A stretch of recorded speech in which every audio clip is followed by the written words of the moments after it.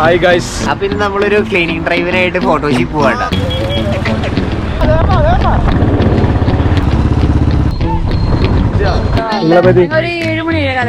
പിന്നെ നമുക്ക് ക്യാപ്റ്റൻസും ഐക്യമായിട്ട് കോളാബറേറ്റ് ചെയ്താണ് നമ്മൾ പ്രോഗ്രാം നടത്തുന്നത്.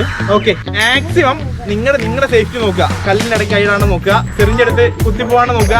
അതാണ് ഫസ്റ്റ്. ഓക്കെ, ബാക്കിയെല്ലാം സെക്കൻഡ് ആണ്. മാക്സിമം നിങ്ങളുടെ സേഫ്റ്റി നോക്കുക. നമുക്ക് ജസ്റ്റ് ഒന്ന് സ്റ്റാർട്ട് ചെയ്യാം. ഒരാൾക്ക് 2-3 ചാക്ക് എടുക്കാം. ഗ്ലൗസ് ഇവിടെ ഉണ്ട്. ഗ്ലൗസ് റീയൂസബിൾ ഗ്ലൗസ് ആണ്. ഇത് കളയരുത്, തിരിച്ചിവിടെ തന്നെ കൊണ്ടുതരണം. ടീഷർട്ട് എടുത്തിട്ട് ഡയറക്റ്റ് നമുക്ക് സ്റ്റാർട്ട് ചെയ്യാം.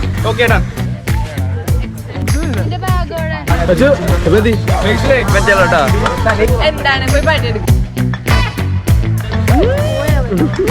ഇതൊക്കെയാണ് ഞങ്ങളുടെ കോസ്റ്റ്യൂംസ്. ആ കൈക്കൊന്ന് കാണിച്ചു. ഇതാ ഗ്ലൗസ് ഒക്കെ ഇട്ട് പണിയെടുക്കാൻ പോവാണ്. 6 പണിയിലാണ്. ഞാൻ ഒരു കാര്യം പറയട്ടെ, പറഞ്ഞോളൂ. ഇവിടെ ആരും ഉള്ളിട്ടുണ്ടോ? ഇവിടെ ഫോട്ടോജിനെ ഇങ്ങനെ ക്ലീൻ റെഗുലറായിട്ട് ചെയ്യാറുണ്ടായിരുന്നു. Clean fort Kochi foundation. CR കള്ളപ്പണിയാണ്.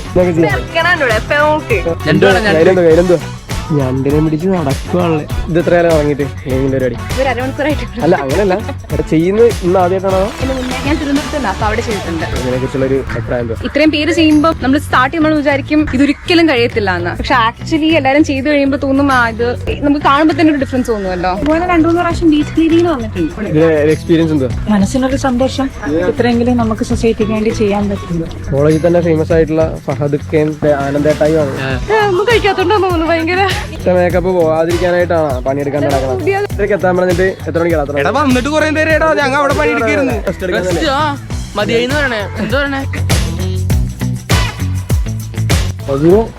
ഒറ്റയ്ക്ക് പണിയെടുക്കണം.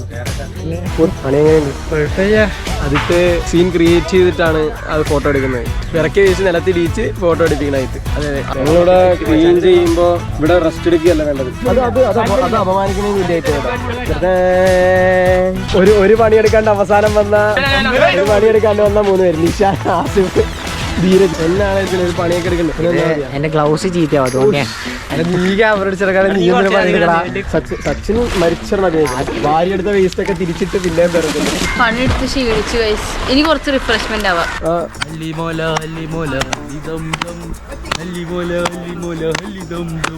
ഇപ്പൊ നമ്മൾ പോകുന്നത് എവിടെയാന്ന് നമുക്കറിയില്ല. വേസ്റ്റ് എവിടെയുണ്ടോ അവിടെ ഞങ്ങളുണ്ട്. അവസാനം എന്നെ കൊണ്ടും പണിയെടുപ്പിക്കാൻ തുടങ്ങി. അങ്ങനെ ഞങ്ങളും പണിയെടുത്ത് ഇവിടുന്ന് ചാക്കൊക്കെ നിറഞ്ഞില്ല വെൽബിനെ. നമ്മൾ നിറച്ചതാണ്. അല്ല, മുടി മാറ്റാൻ. ഓ, അയ്യോ, സക്സസ്ഫുള്ളി കംപ്ലീറ്റഡ് അല്ലേ? നല്ല പണിയെടുത്താ. ഇത് പണിയെടുത്ത് നീയാതെ പണിയെടുക്കാത്ത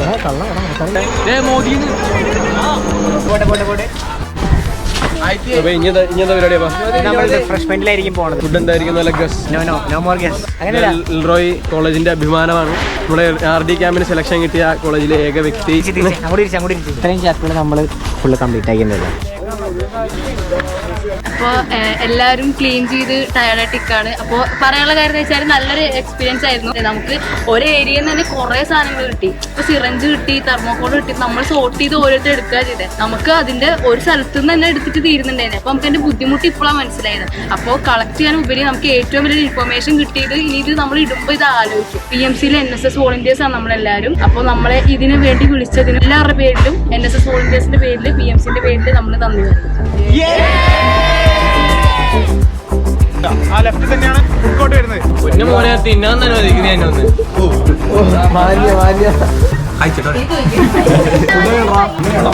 കഴിക്കാനായിട്ട് കോസ്റ്റ്യൂം അങ്ങനെ നമ്മുടെ പണികളൊക്കെ കഴിഞ്ഞ് എല്ലാവരും പിരിച്ചു വിട്ടിട്ടാണ്. നമ്മളിത് കോളേജിലേറ്റ് പോവാണ്. അപ്പൊ ഇന്നത്തെ ഒരു വ്ലോഗ് ഇവിടെ കൊണ്ട് എൻഡ് ചെയ്യാണ്. ബൈ, ടാറ്റാ.